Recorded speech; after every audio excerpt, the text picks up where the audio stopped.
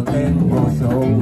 Mi remedio es mi instrumento y nuestros cuerpos la canción. No me tomas por sorpresa, voy atento a las señales. Sigo el fuego y mis instintos van mis manos con certeza. Algo va a pasar, estás muy cerca. Algo va a pasar, si te acercas un poquito más. Algo va a pasar, estás muy cerca. Yo te lo digo, algo va a pasar.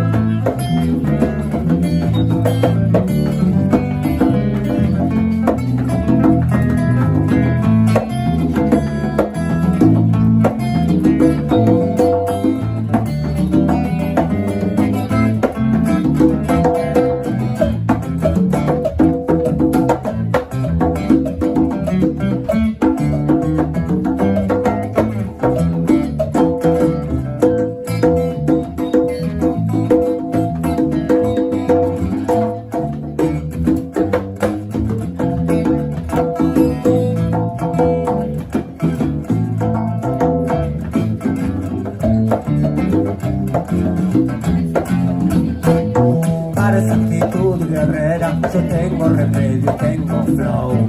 Tu violencia es mi instrumento y nuestros cuerpos la canción. No me tomas por sorpresa, muy atento a las señales. Digo el fuego, mis instintos y a mis manos con certeza. Algo va a pasar, estás muy cerca. Algo va a pasar, si te acercas un poquito más. Algo va a pasar, estás muy cerca. Yo te lo digo que algo va a pasar.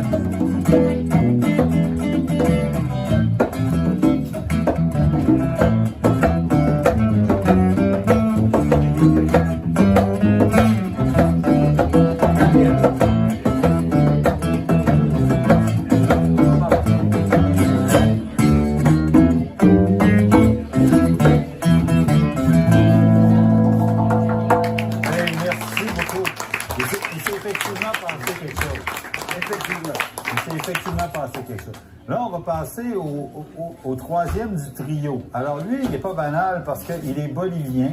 Alors, il y a plein de sources d'inspiration possibles en Amérique du Sud, en Bolivie comme ailleurs. Mais lui, il a décidé de s'inspirer de Beethoven et de Bach. Expliquez-nous. Ah, Bonjour, Walter Guevara en passant. Bonjour. Bonjour Marc, merci. Je vois que tu as lu ma biographie et que tu as tombé sur le piège de ma petite provocation. Donc effectivement, j'aime beaucoup Beethoven et effectivement, je trouve que c'est mon percussionniste préféré dans certaines façons. Je trouve qu'il a un caractère très frappant dans le piano. Oui. C'était une grosse influence. J'entendais beaucoup de musique classique. Au début, j'étais pianiste classique quand j'étais petit. Donc j'ai commencé par des cours de piano, puis éventuellement j'ai muté vers la percussion avec les années. Mais tu sais pourquoi Beethoven claquait beaucoup le piano? C'est parce qu'il n'entendait rien.